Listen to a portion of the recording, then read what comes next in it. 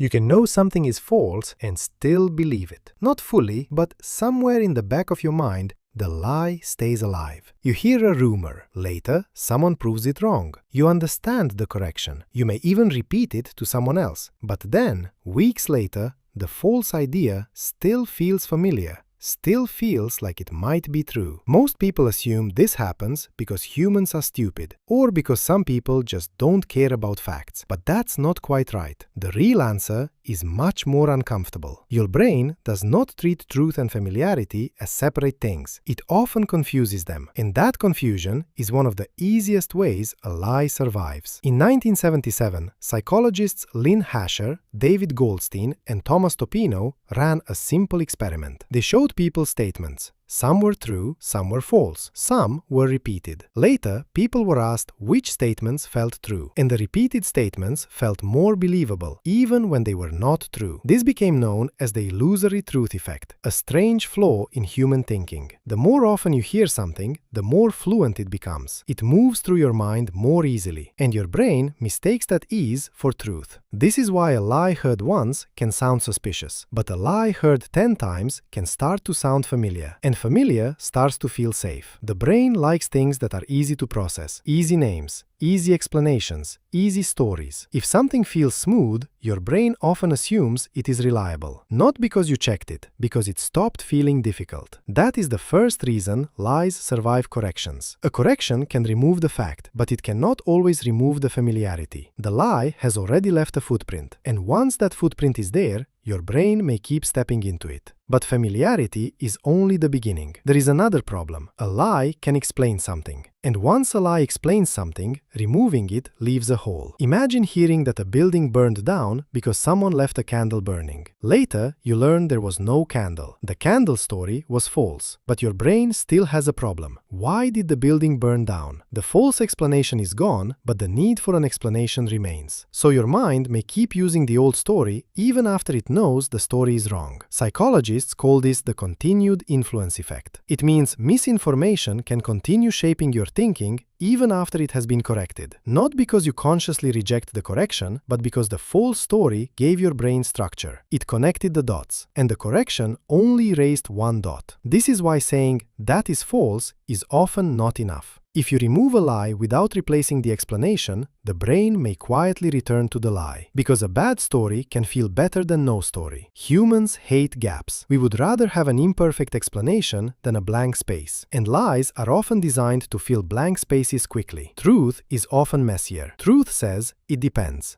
We are not sure yet. There were many factors. The answer is complicated. A lie says, here is the reason. Here is who did it. Here is why you should be angry. And your brain loves that. Because your brain was not built to calmly analyze every claim like a scientist. It was built to make fast judgments in a dangerous world. Fast kept you alive. If the bushes moved, your ancestor did not stop to collect data. They assumed predator. The brain that waited for perfect evidence did not always make it to the next morning. So even now, your mind has a bias toward quick meaning. If a false story makes you feel something intense, your brain marks it as important. And once something is emotionally marked, it becomes harder to erase. This is where truth has a disadvantage. A correction is often calm. The lie was exciting. In the 1950s, psychologist Leon Festinger studied what happens when people face information that contradicts their beliefs. He called the discomfort cognitive dissonance. When reality clashes with identity, the mind feels tension, and the mind wants that tension to stop. There are two ways to reduce it. You can change your belief, or you can attack the information. Changing your belief sounds simple, but it can feel like losing part of yourself. Because many beliefs are not just facts sitting in your head. They are connected to your family, your politics, your religion, your memories,